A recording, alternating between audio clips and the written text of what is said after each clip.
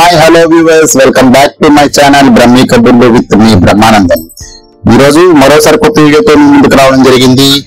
ఈ వీడియోలో మీకు బేకరీ బిస్కెట్స్ ఏ విధంగా తయారు చేయాలో వివరిస్తున్నాను. ఈ బేకరీ బిస్కెట్స్ కావాల్సిన పదార్థాలు ఏంటో ఇప్పుడు చూసేద్దాం. తయారీ విధానం కూడా చూపిస్తాను. ఇక వీడియోలోకి వెళ్ళిపోదాం పదండి.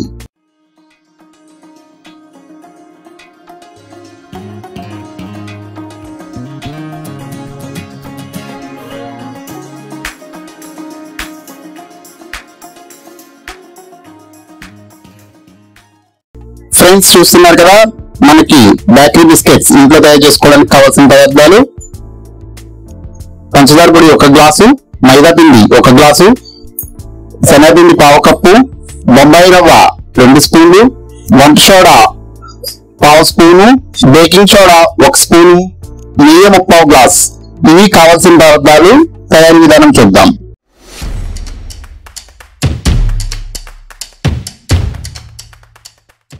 ఫ్రెండ్స్, చూస్తున్నారుగా, మొదటిగా మనం పంచదార పౌడర్ వేసుకోవాలి.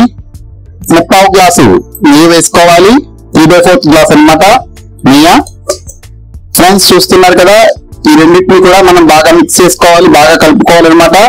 ఇది అంతా కూడా వైట్ గా రావాలి. మనకి ఈ మిశ్రమం మొత్తం కూడా వైట్ కలర్ లోకి వస్తుంది. ఆ వైట్ గా వచ్చే వరకు కూడా మనం ఇలా కలుపుకుంటూ ఉండాలి. చూస్తున్నారు కదా ఫ్రెండ్స్, ఈ విధంగా మనకి నొరగ రావాలన్నమాట. నొరగొస్తూ వైట్ వస్తుంది, చూసారు కదా, ఆ విధంగా రావాలి. దీంట్లో మేము యాలక్కాయ పౌడర్ వేసామన్నమాట.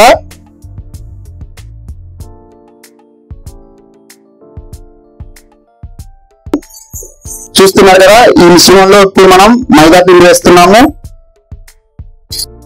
తర్వాత శనగపిండి, ఇప్పుడు బొంబాయి రవ్వ వేస్తున్నాము. ఇప్పుడు వంట సోడా వేస్తున్నాము. అలానే బేకింగ్ పౌడర్ కూడా వేసేస్తున్నాము. ఇవన్నీ వేసేసిన తర్వాత ఇప్పుడు మిశ్రమాన్ని బాగా కలుపుకోవాలన్నమాట.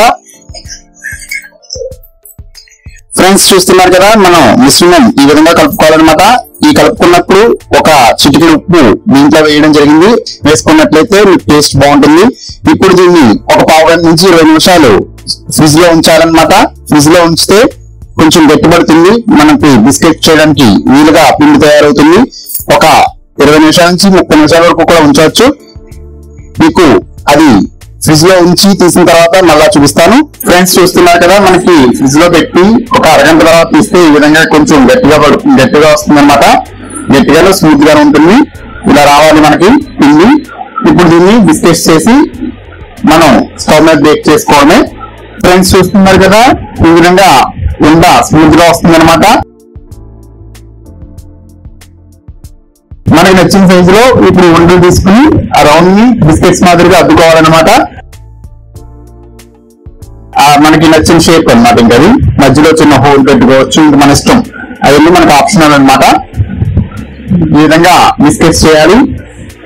ఫ్రెండ్స్, చూస్తున్నారు కదా, ఇప్పుడు మనం ఇందాక మీకు ఏదైతే బిస్కెట్ షేప్ చేయడం చూపించానో ఆ బిస్కెట్స్ ని అలా షేప్ చేసుకున్న తర్వాత మనకు నచ్చిన షేప్ మనం స్టవ్ మీద బాండీ పెట్టుకోవాలి. బాండీ పైన ఏదైనా ఒక స్టీల్ స్టాండ్ వేసుకోవాలి. ఈ విధంగా ఇప్పుడు దాని మీద మనం ఇడ్లీ రేక్కి నెయ్యిని గ్రీస్ చేసుకుని నెయ్యి మొత్తం ఇడ్లీ రేక్ అంతా అప్లై చేసుకున్న తర్వాత ఈ విధంగా పేర్చుకోవాలన్నమాట.